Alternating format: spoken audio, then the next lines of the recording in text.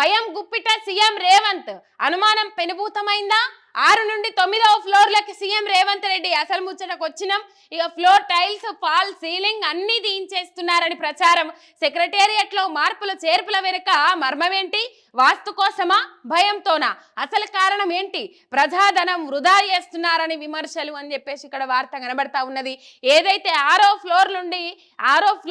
9వ floor కు మార్చిండ్రు వాస్తు దోషం అన్నారు ఈశాన్యం వాయువ్యం ఇట్లా గేట్లు మార్చుకున్నారు ఎప్పుడు పోయే తొవ్వ మార్చుకున్నారు ఎప్పుడు పోయే తవ్వకేలి ప్రధాన అధికారులు ఎవరైతే ఉంటారో వాళ్ళు వస్తారు ఇక మొత్తం మీద రేవంత్ రెడ్డి మార్చుకున్న తవ్వ పొంటి వెనుక పందుకున్న దుకాణాలన్నీ తీసేయాలని ఆదేశాలు జారీ చేసిండ్రు అట్నుంచి ఆ రాకపోకలు చురువైన నిన్న చూసినాం అది చూపెట్టినాం మనం రైట్ మొత్తం మీద వాస్తు దోషమా లేకపోతే ఏమన్నా భయం పట్టుకుందా ఎందుకు ఆ సీలింగ్ తో సహా అన్ని తీసేస్తున్నారు అనేది మాత్రం అర్థమైతలేదు వాస్తు దోషం అయితే ద్వారాలు మార్చుడు ఉంటుంది లేకపోతే ఇటున్న కిటికీ అటు లేకపోతే ఏదన్నా ఏమంటారు ఉద్ది దాన్ని ఏమంటారు కదా దిడ్డి కొడుతారు వాస్తు దోషం అయితే కానీ ఇక్కడ పరిస్థితి ఏంది అంటే టైల్స్ తో సహా అన్ని మారవాల్సిన పరిస్థితి ఏంది దీని వెనుక అంతరార్థం ఏంది దీని వెనుక ఉద్దేశం ఏంది బాగా భయపడుతున్నాడా లేకపోతే వాస్తు దోషం నిజంగానే ఉందా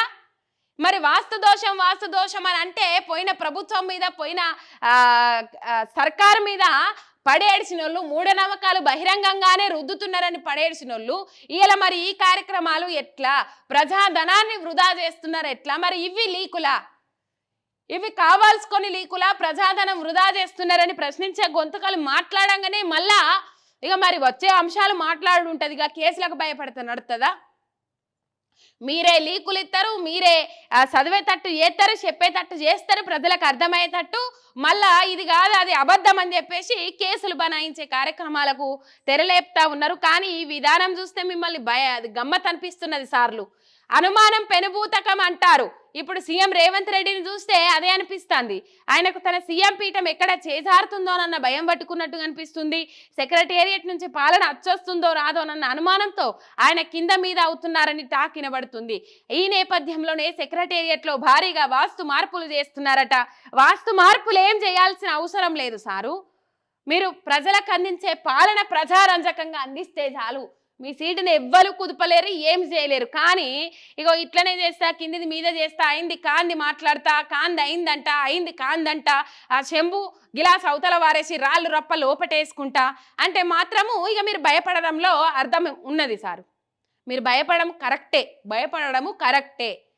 ఇక వాస్తు దోషాలు కాదు మారవాల్సినే తెలంగాణ ప్రజల దోషాలు మారవాలి అంటే తెలంగాణ ప్రజలకు మంచి విధానంగా పాలన అందిస్తే వాళ్ళే మనసులో పెట్టుకొని గుండెలలో పెట్టుకొని చూసుకుంటారు ఇవన్నీ చేయాల్సిన అవసరమే లేదు ఇక 6వ ఫ్లోర్ నుంచి 9వ ఫ్లోర్కి వెళ్ళడానికి రెడీ అవుతున్నారని సమాచారం దీనికి తగ్గట్టు చకచకా ఏర్పాట్లు కూడా జరుగుతున్నాయని తెలుస్తుంది అయితే ఇక్కడ మరో ముఖ్యమైన విషయం ఏంటంటే ఆ 9వ ఫ్లోర్లోని తన ఛాంబర్లో టైల్స్ పాలీ సీలింగ్స్తో సహా మొత్తం తీయించేసి కొత్తవి వేయిస్తున్నారట దీని వెనుక పెద్ద కథే ఉందన్న ప్రచారం జరుగుతోంది అదేంటా అని ఆలోచిస్తున్నారా ఓసారి పూర్తి కథనం చదివితే అర్థమవుతుందట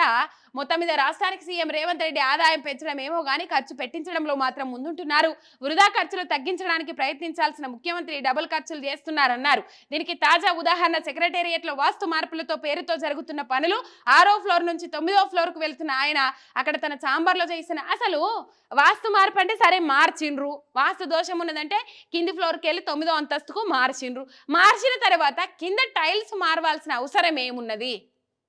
అంటే దీని అర్థమైంది దీని అంతరార్థమైంది అన్ని వేల కోట్లు కట్టిన దాంట్లో టైల్స్ మంచిగా ఉండయి సీలింగ్స్ మంచిగా ఉండయి ఏవి మంచిగా ఉండయా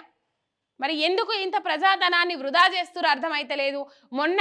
ఆ చిహ్నాలు మార్చుడు ముద్రలు మార్చుడులో కూడా కొన్ని పైసలు ఖర్చు అవుతున్నాయి అని చెప్పేసి ఆ లెక్క తీస్తే బయటకు ఇక కావాలనే బురదలే రాజకీయాలు చేసిండ్రు కేసులు పెట్టే ప్రయత్నాలు చేసిండ్రు మొత్తం మీద లీకులు ఇచ్చింది ఎవరు కూడా తెలియదు కాకపోతే మార్చడానికి మాత్రం ఎంతో కొంత ఖర్చు అయింది కదా ఆ ఖర్చు లెక్క చెప్తే మేము 4,000 కోట్లనము 2,000 కోట్లనం మీరు ఎంత చెప్తే గంతే అంటాం కదా సరే దాచి చెప్పిర్రంటే అది వేరు ముచ్చట వెనక సీరి బయటకు వస్తుంది కానీ మొత్తం మీద ఇట్లాంటి కార్యక్రమాలకు తెరలేపుకుంటా ఎందుకు భయం పట్టుకున్నది తెలియదు ఇక వాస్తు దోషాలు ఉన్నాయని చెప్పేసి అనుకున్నారట మరి అంత పెద్దగా ఒక సెక్రటేరియట్ డాక్టర్ బిఆర్ అంబేద్కర్ సచివాలయం అంటే అక్కడ ట్యాంకు బండి దగ్గర అక్కడ హైదరాబాద్కు తలమానికం, తెలంగాణ రాష్ట్రానికి తలమానికం, రాష్ట్రం దేశం మొత్తం ఇటువైపు మర్రి చూసేటట్టు అమెరికా వైట్ ప్యాలెస్ లెక్క కనబడ్డది ఈ సచివాలయము. మరి ఈ సచివాలయంలో మా వాస్తు దోషాలు ఎటువంటి వాస్తులు చూడకుండానే కట్టించిర్రా? మరి ఈయన పేరు మీద ఏమైనా వాస్తు దోషం ఉన్నదా? ఎందుకు ఈ భయం పట్టుకున్నది? మరి బీజేపీలకు పోతాడు, బీజేపీలకు పోయిన తర్వాత కూడా నా పీఠాన్ని ఎవరైనా లాక్కుంటారని భయం పట్టుకున్నదా? లేకపోతే ఏంది ఏం కథ అనేది అయితే అర్థమైతలేదు. ఇక పోతా ఉంటే చూద్దాం.